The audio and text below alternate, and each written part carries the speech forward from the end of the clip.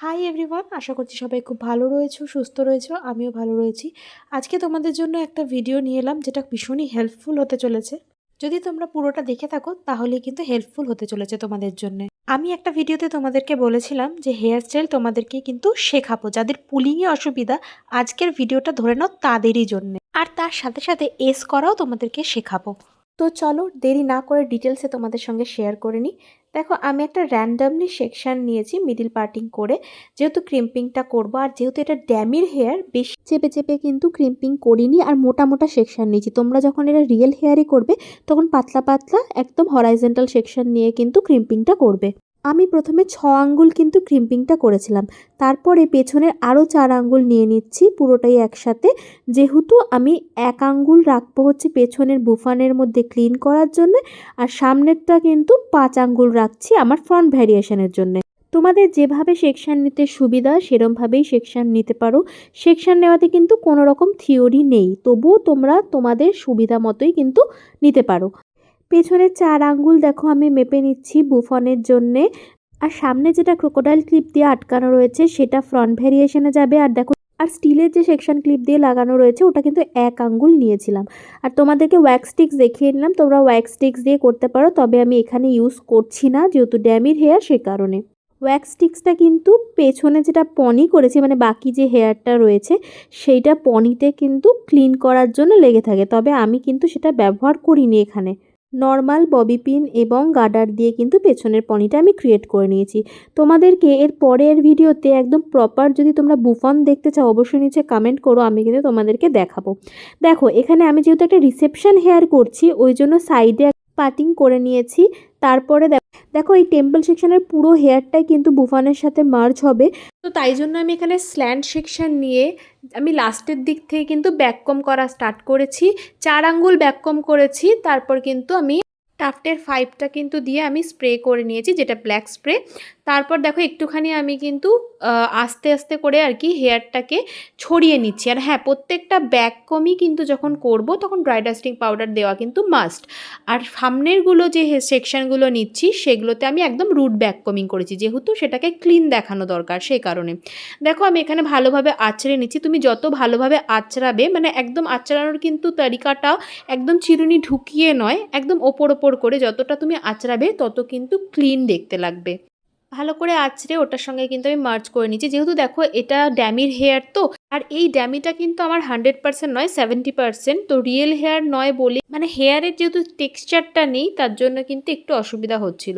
তবুও দেখো তোমরা আশা করি বুঝতে পারবে। আচ্ছা, এবার দেখো আমি কি করেছি, সামনে যেহেতু এজ বার করব সেই জন্য অল্প একটু আমি ছেড়ে রেখেছি, আর এই বাকিটার মধ্যে কিন্তু পুলিং করব। এই যে সামনের সেকশনটা রয়েছে এটাকে আমি সেকশন ক্লিপ দিয়ে আলাদা করে রাখলাম। এবার পেছনের দেখো হরাইজন্টাল সেকশন নিয়েছি বক্স সেকশন করে, অবশ্যই দেখো পেছনেও সেমভাবে সেম প্রসেসে ওই দিকটাও যেমনভাবে ব্যাককমিং করেছি এদিকটাও কিন্তু ড্রাই ডাস্টিং পাউডার দিয়ে এবং 5 দিয়ে আমি কিন্তু ছড়িয়ে ছড়িয়ে দেখো যেভাবে ব্যাককমিং করা সেইভাবেই কিন্তু করছি। প্রথমে দুটো সেকশন আমি 4 আঙ্গুল করে করে নিয়েছি আর বাকি সেকশনগুলো কিন্তু রুট ব্যাককমিং করেছি। আর যখন তোমরা রুট ব্যাককমিং করবে তখন টেলকমের পেছন দিকটা দিয়ে একটুখানি ঠেলে দেবে ফু দিয়ে, তাহলে কিন্তু তোমার খুব ভালো একটা ভলিউম আসবে। এবার যেহেতু আমরা পুলিংটা করব ওই জন্য ওয়্যাক্স স্প্রে এবং সাইন স্প্রে আমি ইউজ করে নিচ্ছি। আর এই স্প্রে ইউজ করার পরে কিন্তু যেটা অনেকেই করে না সেটা হচ্ছে ভালো করে কিন্তু আঁচড়াতে হয়। যদি তুমি চুলটাকে ভালো করে এই জায়গায় না আঁচড়াও তাহলে কিন্তু তোমার পুলিংগুলো ঠিকঠাক করে হবে না। দেখো, আমি এখানে ভালো করে আঁচড়ে নিচ্ছি, দিয়ে একটা জাস্ট আমি সেকশন ক্লিপ দিয়ে পেছনে একটুখানি সিকিওর করেছি। আর এখানে যেহেতু পুলিংটা তুলবো, আর আমি পুলিংটা একদম সামনের দিকটা দেখো আস্তে আলতো হাতে কিন্তু পুলিংটা তুলছি, মানে স্প্রেড করতে করতে কিন্তু পেছনের দিকে যাচ্ছি আমি। তোমাদের যদি অসুবিধা হয় তাহলে একটা একটা করে পুলিং তুলে তোমরা কাটা দিয়ে আগে হোল্ড করিয়ে নেবে, তারপরে স্প্রে দিয়ে কিন্তু করতে পারো। আমি পুরোটাই আর কি করে নিই, তারপরে স্প্রে দিয়ে আর কি কাটা দিয়ে হোল্ড করাই, আমার খুব একটা অসুবিধা হয় না। আর এখানে যে স্প্রেটা ইউজ করবে সেটা কিন্তু 5+ মানে হার্ড স্প্রে ইউজ করবে। আমি জানি না এখানে কতটা বোঝাতে পারছি, তবে রিয়েল হেয়ারে কিন্তু আরও বেটার হয়, মানে আরও সুন্দর হয়, কিন্তু রিয়েল হেয়ার যেহেতু ব্ল্যাক হয় সেই কারণে তোমাদের বুঝতে কিন্তু একটু অসুবিধাই হবে, তাই জন্য আমি রিয়েল হেয়ারে দেখাই, তবে কোনো না কোনো ভিডিওতে অবশ্যই তোমাদের রিয়েল হেয়ারে করে দেখাবো। এই তো দেখো আমার পুলিং এখানে রেডি। আর আমি একদম পেছন দিকে দেখো সেকশন ক্লিপটাকে খুলে দিয়ে ওখানে একটা ববি পিন দিয়ে সিকিওর করে দিয়েছি। আর আমার যখন মনে হচ্ছে যে হার্ট স্প্রেটা দিয়ে এটা পুরোপুরি সেট হয়ে গেছে, তখন আমি কাটাগুলো কিন্তু খুলে দিয়েছি।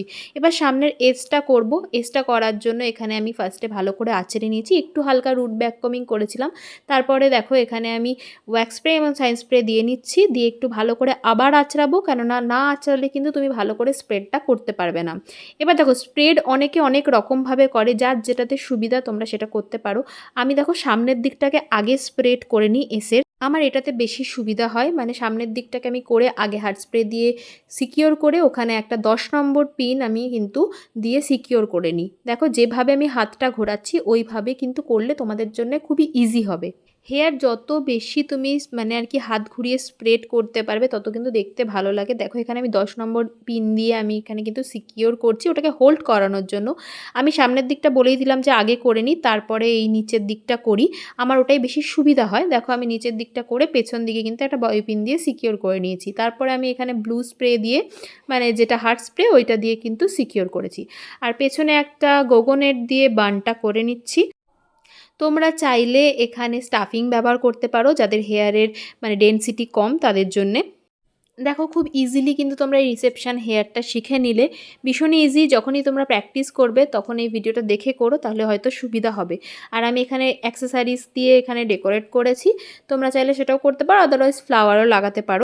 দেখো আমি এই হেয়ারস্টাইলটাই যদি রিয়েল হেয়ারের ওপর করতাম না, আরও বেশি নিট হতো, আরও বেশি সুন্দর দেখতে লাগতো।